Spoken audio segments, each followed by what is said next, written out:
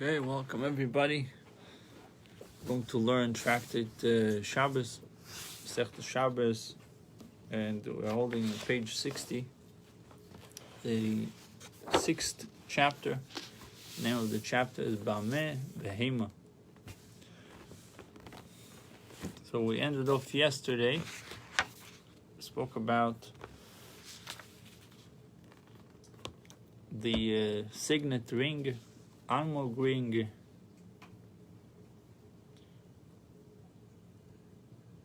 Rabbi Menashe told us the rule that you follow the signet. When it comes to a ring, whether you're allowed to carry it on Shabbos with you or not allowed to carry it on Shabbos with you, we follow the signet.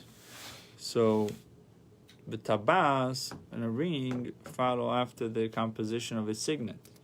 If the signet is made out of, the signet is the portion of the ring that determines its status, its tumah status. If the signet is made of metal, then the ring is susceptible to tumah. If the ring is made of wood, even if the ring is made out of wood, but the signet itself, that part that you sign with, made of metal, it's susceptible to tumah. But if the signet is made out of wood,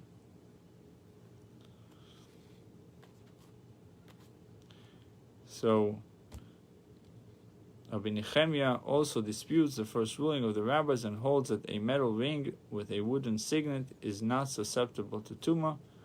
This is clearly stated in Tosefta as well as in Yerushalmi, but he stated that Rabbi Menashe reverses the rulings of the rabbis. So according to Rabbi Menashe, since the signet is made out of metal, it's susceptible. That's what makes it susceptible to tumah. Not the actual ring, but rather the actual witness. That's what it means. Betabas, in a ring, halech achar choisama, follow the composition of its signet. Be'oil halech achar simloinov. When it comes to a yoke that we place on an animal to carry the burden, or to pull these to mow and hoe with the animals, the yoke was for that purpose. When it comes to an animal, follow after the composition of its pegs. So the daf today would start from the word koilov. The koilov, when deciding the tumah status of a display board, alech achar mismeroisov, follow after its nails. Besulam, ladder, alech achar shlivoiso, follow after its rungs. Be'arsi, arsi is a balance scale. Alech achar shalsheloiso, follow after its chains. The sages say, hakol oilech achar hamamid. All decisions concerning the tumah status, follow the portion of the item that provides support. Rav Amar litzdodim ketoni. The statement of the Mishnah in Kelim that a ring is an ornament, whether it has a signet or not, was taught in reference to two separate cases. If the ring has a seal, it's an ornament for a man. If it has no seal, it becomes an ornament for a woman, decorational thing, beautifying object. So even the Mishnah in Kelim agrees that a signet ring is not deemed an ornament for a woman, and she is biblically prohibited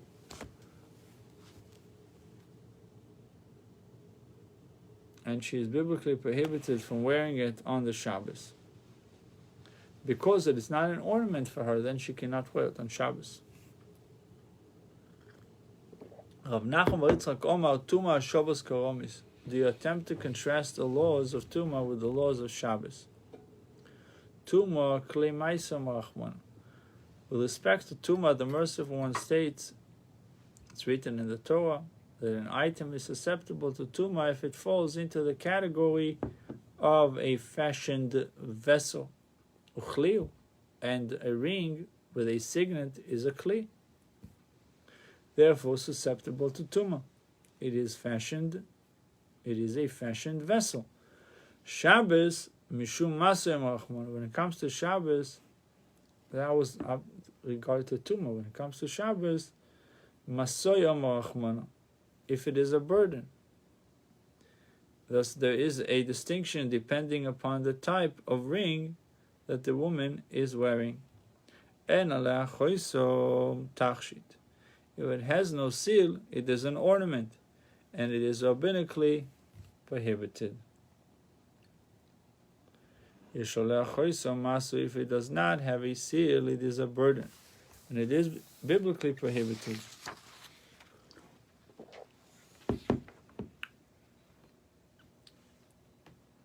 If it doesn't have an ornament, if it doesn't have a seal, it's an ornament and it's rabbinically prohibited.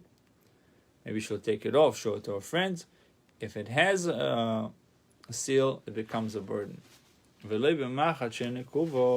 you should also, women should not go out, or in general should not carry a needle that is not pierced.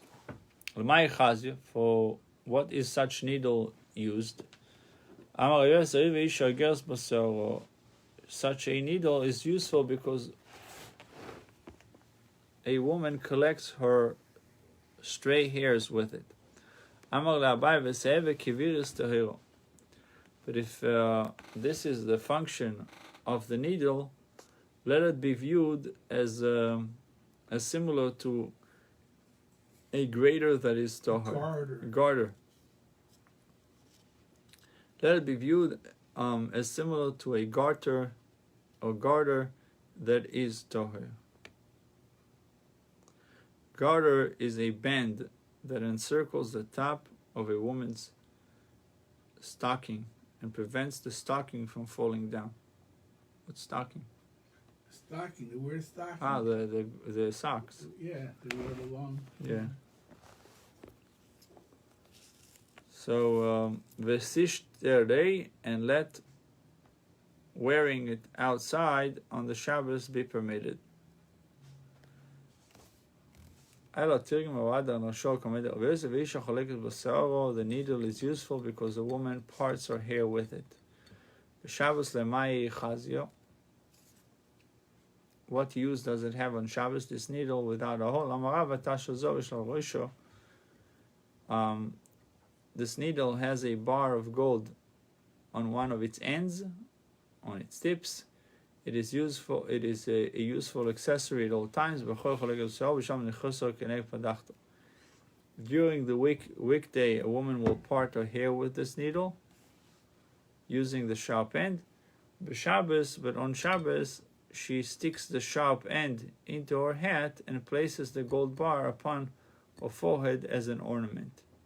So, a weekday and Shabbos, it has a use.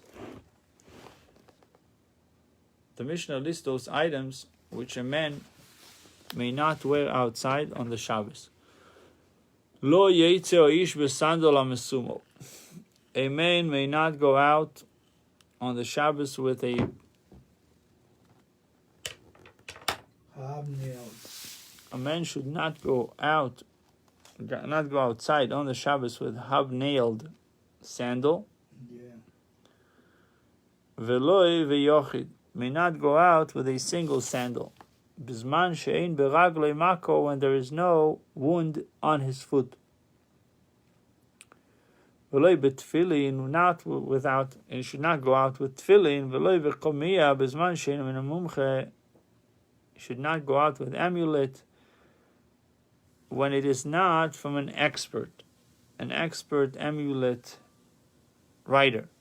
Veloi v'shiryoin, without, he's not allowed to go out with armor, a coat of mail. Veloi v'kasdo, helmet is not allowed on Shabbos. What about the bicycle? Veloi v'magofayim, no, with shine gourds. Magafayim is boots, but over here it's right. Shin guard. Shin guards. Shin guards. You know, like Protect the shins, yeah. Like the catcher in the baseball game. Yeah. Or martial arts, they do sparring with shin guards. Right. Lim yotzo, but if he went out wearing any of the items above, any of these items, Eino Chayav Chatas is not liable to a Chatas offering. Up there was the Mishnah. Let's see what the Gemara says about it. So, sandal amisumo my time. What is the problem with this hub-nailed sandal on Shabbos? Shmuel said, there were fugitives, people who was running away, on the run, from any Jewish decree, anti-Jewish decree, like in New York. Running away. So they were hiding in a cave. These fugitives hiding in a cave. And the fugitives said, Hanichna sikonis. He who wishes to enter may enter. But he who wishes to leave may not leave. Why? What do they care if somebody leaves? It says in 31, the fugitives were concerned that anyone leaving the hiding place would be observed as he came out, revealing their refuge to the enemy. They were not concerned about those entering, as no one would enter unless he first checked to see that he was not being watched.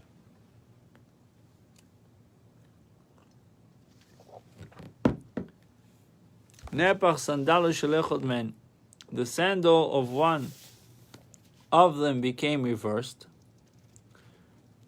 and when he came into the cave, he left footprints, which appeared to lead away from the cave. Yeah. Oh, that was actually a good thing. No. Because It was a good thing for... bad guys could track them down into the cave. So as he's walking in, it looks like he's walking out. No, but yeah, right. But the footsteps could show. But the problem was something different. Those who were there, kasvurim hem echad men yotzu. When they saw the footprints, they thought that one of the fugitives have exited the cave. Vera'u oivim, and they feared that the enemy had seen him. Achshav boim alein, and we're now coming upon the cave to capture them. In their panic, they pushed and kicked at each other. They killed more of each other than the enemies did. It's like what's going to be with this stupid virus. God forbid. No. God forbid. Look what's going on. All right, let's not go there. But we should always try to predict positive things. Okay, I like to predict positive things. Yeah. Why? Since this was due in part to hobnailed sandals that they were wearing, that this guy was wearing. Right, so that caused the whole problem. Yeah. The sages decreed that these sandals should not be worn on the Shabbos. Rabbi Loi ben Elazar Eimer, Rabbi Loi, the son of Elazar, says, when the fugitives were hiding in a cave, and they heard a noise above the cave. So it wasn't the hobnailed, rather they heard noise. So they mistakenly thought that their enemies were coming to capture them. They pushed and kicked each other in their panic. And they killed more of each other than the enemies did. So this was due in part of the hobnailed sandals. The sages decreed that hobnailed sandals not to be worn on the Shabbos. Ram Bar Yechezkel said the fugitives were sitting in a synagogue. And they heard noises from behind the synagogue. So they thought that their enemies were coming to capture them.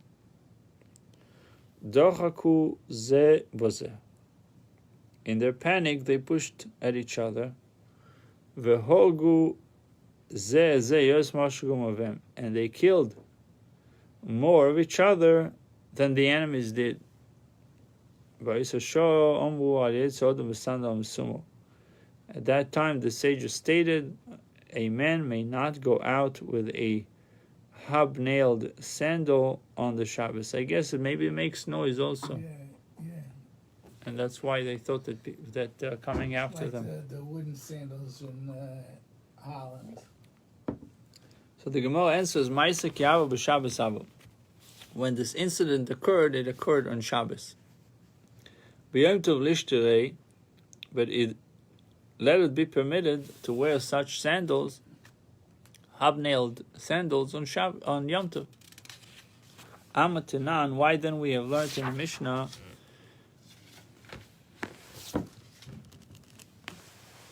Mishalchin Kelim b'Yom Tov. We may send garments as gifts on Yom Tov, Bein Tfurim, Bein Shein Tfurim, whether the garments are sewn or not sewn. Sewn. Avaloi sandal amisumo. But we may not go or may not send hobnailed sandal. Velo mina sheinu tofu b'Yom Tov. And we may not go out, or we may not send an unsewn shoe as gifts on Yom Tov. This Mishnah is proof that hobnailed sandal may not be worn on Yom Tov. The question is why? What's the problem with it? For Shabbos, my time of the kinufayu.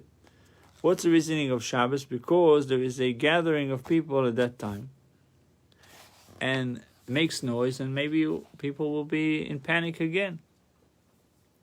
But Yom Tov, there's also kinufayu. There's also a lot of people. Yom Tov Nami Kakinufai. On Yom Tov there is also a gathering of people. So the sages extended the decree to include Yom Tov as well.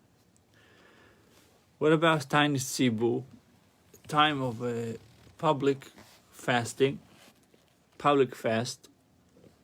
Ikakinufai, there is also a gathering of people. Litza, it should also be prohibited. So the Gemara explains why fast days were not included in the decree.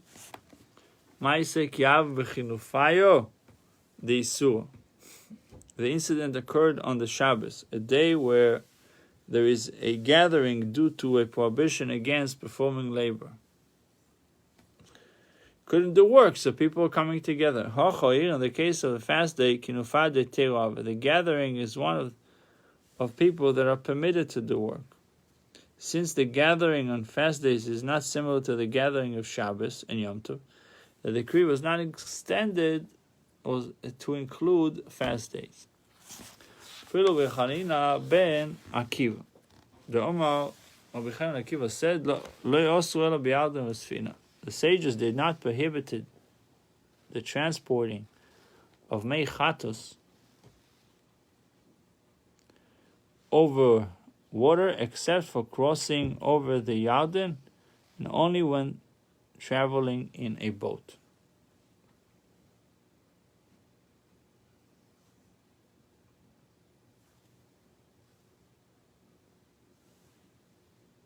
Chemaisa Shoya, and this is because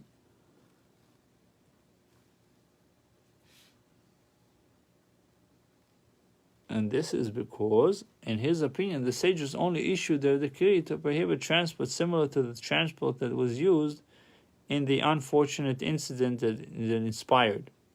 Still, in our case, he would concur that Yom Tov should be included in the decree. This limitation is defensible in the case of Yarden, as it is clearly different from other rivers. But Yom Tov and the Shabbos are alike. That none. We have learned in the Mishnah, and Yom Tov Shabbos Ochel Nefesh B'Levad. The only difference between Shabbos and Yom Tov is Ochel Nefesh. You're allowed to make food on Yom Tov for Yom Tov. There is no rationale for excluding Yom Tov from the decree against wearing hobnailed sandals.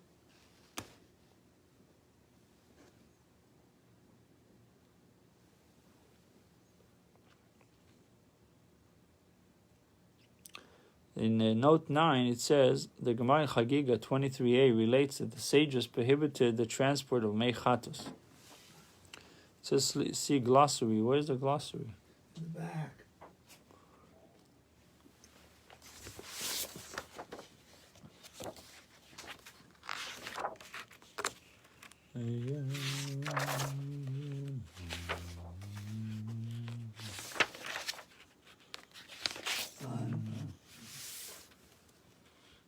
Spring water consecrated by the addition of ashes of a paraduma, which was used to purify the or objects of tumas mace.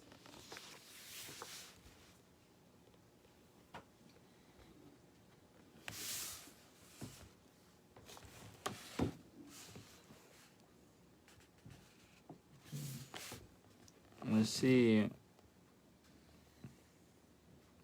Ma'aser Sheni, Ma'aser Rishon, Ma'aseroni. What do you see? Over here, Mechat, spring water consecrated by the addition of ashes of a Paraduma. This was used to purify individuals or objects of time of Tumas Mace. So these special water, purifying water, had specific instructions and limitations how they need to be transferred or transported. So it says that the sages did not prohibit the transporting of mechatos over water except for crossing over the Yarden and only when traveling in a boat. So it says in number 9, Gemara Chagiga relates the sages prohibited the transport of mechatos or ashes for aduma across a body of water. They promulgated this decree because of an incident that once occurred. When mechatos was transported across the Jordan River in a boat, it was later discovered that an olive-sized piece of a corpse had lodged in the flooring of the boat and rendered the precious mechatos and ashes useless. The Gemara there cites a dispute to the extent of this decree. The rabbis maintain that the decree applies to any body of water and to any mode of transportation. Mechatos may not be thrown over a bridge or carried across a river by a swimmer. Rabbi Hananel disagrees and maintained that the sages only prohibited transporting of these items over the Jordan River by boat.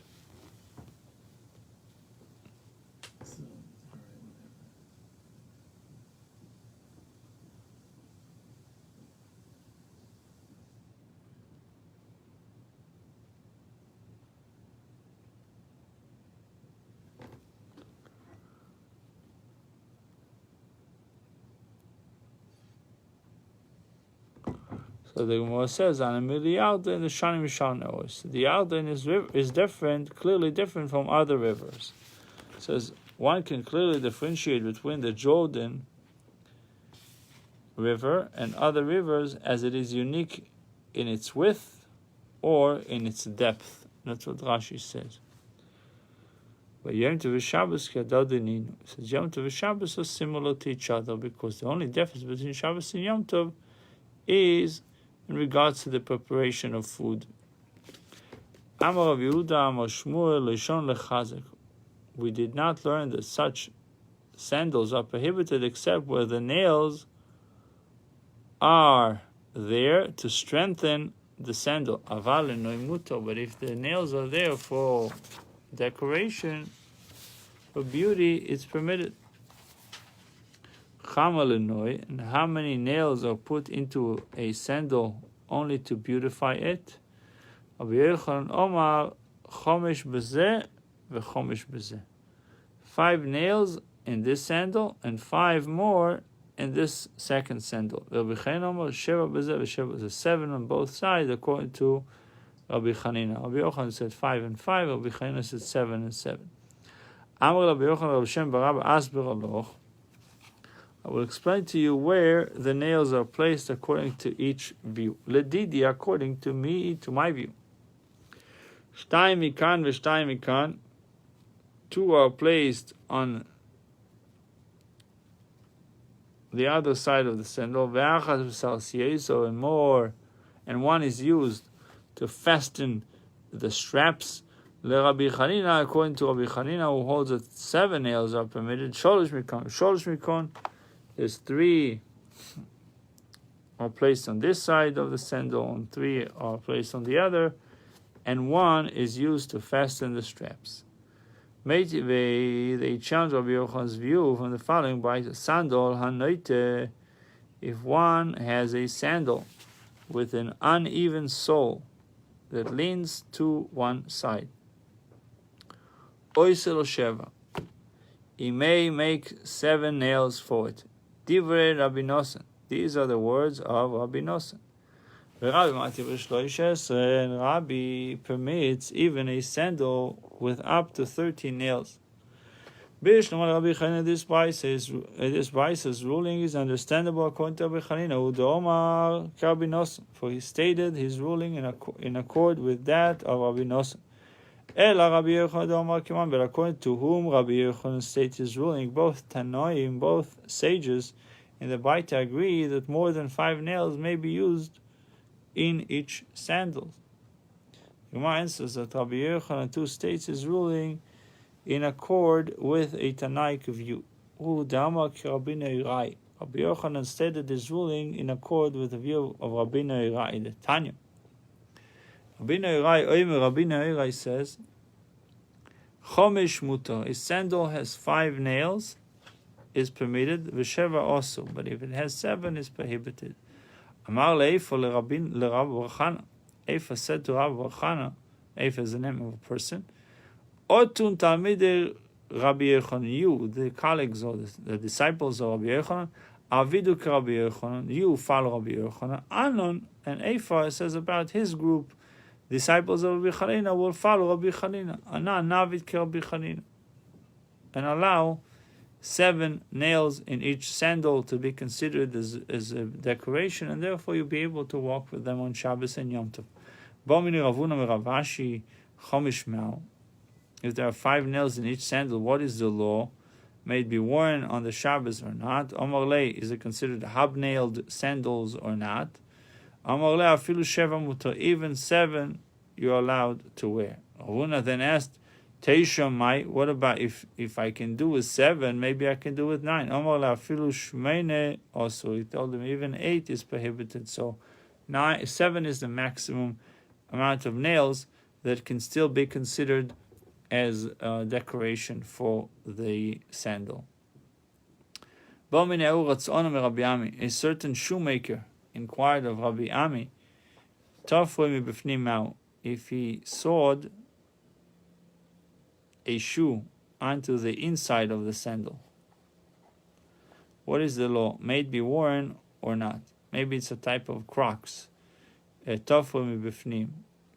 a shoe onto the inside of a sandal. Rabbi Ami replied to him, it is permitted. I don't know what the reason is.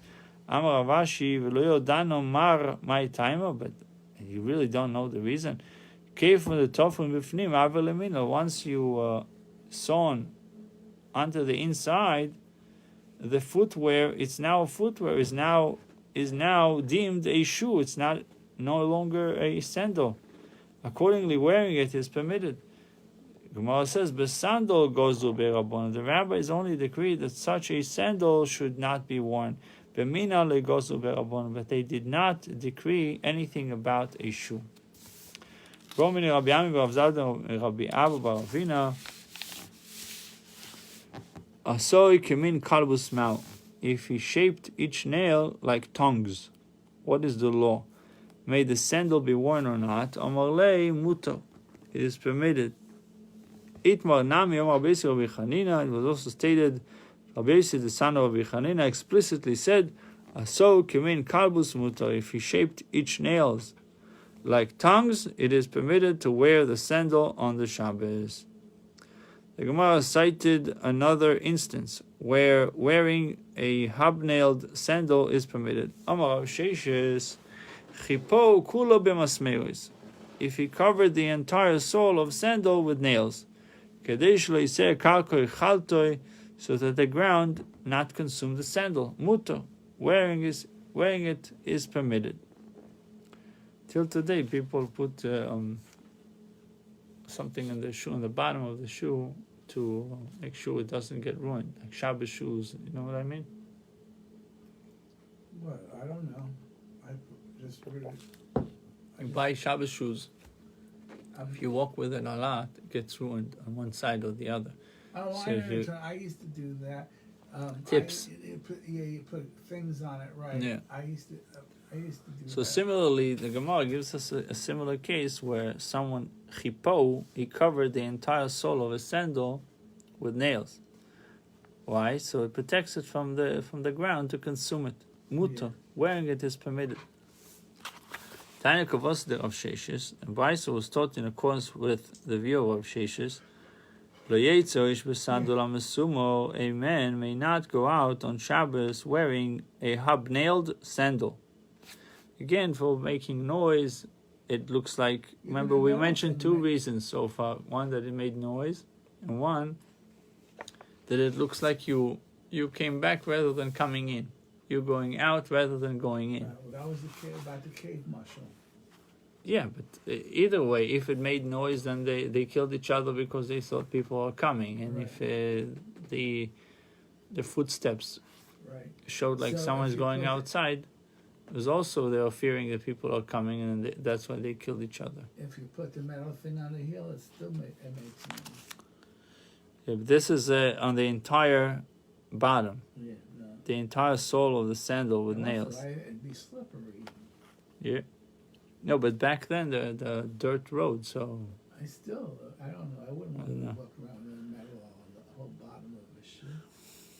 you also have those dancers. They make noise music with their Okay. There's their tap dance. tap dancers. So the tap dancers is metal on the bottom. Yeah, Otherwise, but how it that's doesn't not- make that's noise? not that's not for Shabbos. That's for Right. having a show. We're allowed to take a stroll with it on Shabbos. I don't know. That's why we're learning. I doubt it that from this. Velo yetal mibais lebais. He may not walk from one house to another house wearing such a sandal. Afilu mimita lemita, even wearing it to walk from one bed to another bed within the house is forbidden. Avam metaltel inoisoi lechazos bo esakli. We may carry it to cover a utensil with it. Use it as a covering a pot. Why you want to cover a pot with a shoe, but I don't. Velismach b'kar amito. This is a better one, to support the legs of a bed with it. Okay. You have one bed that has a short leg, Right. support it with it. Rabbi Loza, Rabbi Shimon, Rabbi Loza, the son of Rabbi Shimon, forbids this. No shurov mi masmer roisov. If a majority of the sandal's nails have fallen out, and only 4 or 5 nails are still embedded in it, muto, then it is permitted. Rabbi permits the wearing of such sandal even if it has up to 7 nails left in it. If he covered the underside of the sole with leather, and he affixed nails to the upper section of the shoe, muta, wearing it is permitted. So kemen kalbus. If he shaped each nail like tongues, or kemen tas, or if the heads of the nails were shaped like a bar, or kemen yosid, or like a stake, or shechipo kuloi b'masmeris, or if he covered the entire sole with nails, kedei sheloi teheh karko echato, so that the ground not consume it. Muto, wearing it is permitted. The final ruling of this Baita supports the ruling of Rav Sheshes cited above. The Gemara notes a contradiction within the Baisa. Ha gufo kashio, the Baisa itself is difficult. Omar Nashu Masmeroi, so you said in the Baita that the hobnailed sandal may be worn if a majority of its nails have fallen out. Even if many nails remain in the sandal, as long as less than half of the nails remain. V'adar Tani, and then the Baisa teaches Arboi Chomishin Tfeilo, that only 4 or 5 nails are okay, but more than that would be a problem. Amar Rav Sheish Lo Kasha, there's no problem.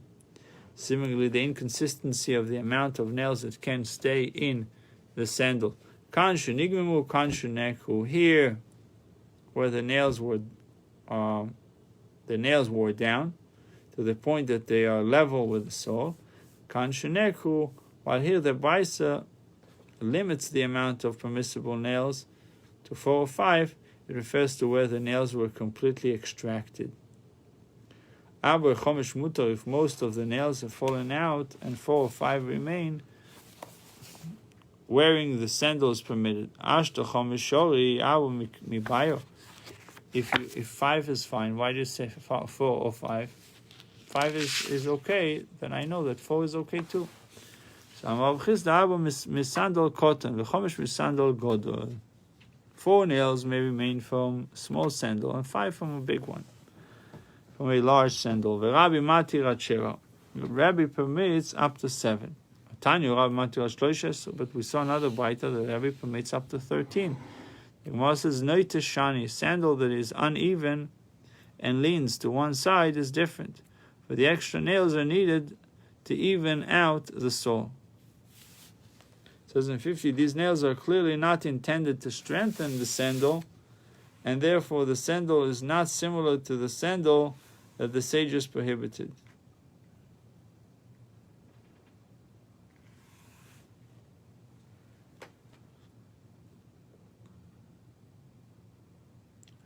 Ashta de Osis Laochi, now that you have come to this conclusion that an uneven sandal may have more nails than an even sandal, Rabbi Yochanan lo Kasha, the Baisa, which states that both Tanoim permits at least 7 nails, does not pose a difficulty to Rabbi Yochanan, who holds that only 5 nails are permitted. Because Noite Shani, for we can always say that he too agrees that a sandal that leans is different, and he would therefore concur or agree, concede that 7 nails are permitted in that case. The Baisa cited a dispute as to whether a hub-nailed sandal may be moved on the Shabbos to cover a utensil or support the legs of a bed. So Gemara discusses which view is accepted as halacha. Amar Rav Masno, ve'omri lo Amar Rav Achadvoi bar Masno, Amar Rav Masno, and some say that Rav Achadvoi bar Masno said in the name of Rav Masno, Ein halacha k'Rabbi Elazar Rabbi Shimon.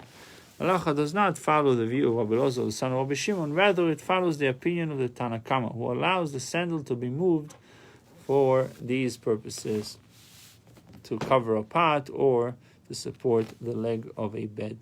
Pshita. The Gemara says it is obvious. Yochid v'rabim halacha k'rabim. An individual opinion and a majority opinion. The halacha follows the view of the majority. Why was it necessary to tell us that the halacha does not follow Rabbi Elazar, the son of Rabbi Shimon? Ma'u the teima mistabro taima de Rabbi Elazar Rabbi Shimon beho.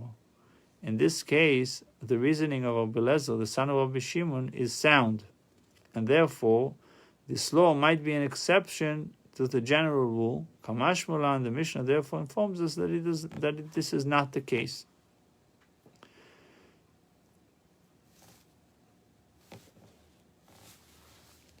For it is indeed likely that once a person is permitted to handle the sandal, he may come to wear it. That's why he said it's forbidden. Amar Rabbi Chia, ilav the korli bavloi shori isuri. If not for the fact that people call me the Babylonian that permits forbidden things, shorina beituva, I would permit a hub-nailed sandal that has many nails in it. But since they already gave me the title of the lenient one, the one who permits prohibited things, I'm not going to say that it's okay to wear a hub-nailed sandal on Shabbos.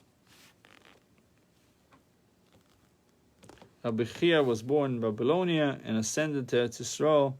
Rabbi Chia was of the opinion that a true hobnailed sandal had a large number of nails in it, and even a sandal with many more than 7 nails would be recognizable as a sandal decorated with nails, rather than hobnailed sandal. And how many would Rabbi Chia have permitted? In Pumbedisa they said that Rabbi Chia would have permitted 24 nails in each sandal. In Surah they said he would have permitted up to 22 in each sandal. Amar Rav Nachum bar Yitzchak v'simonich, and you menamenik, your simon, you to remember that will remind you which opinion has held by which academy is the following sentence: Ad the aso mipumbedisa lesura chosar tarte. Until he came from Pumbedisa to Surah, he lost 2. So that's why. This is why you see the subtraction of 2 from the 24. And another thing we learned in the Mishnah, that you may not go out with a single sandal when there is no wound on his foot.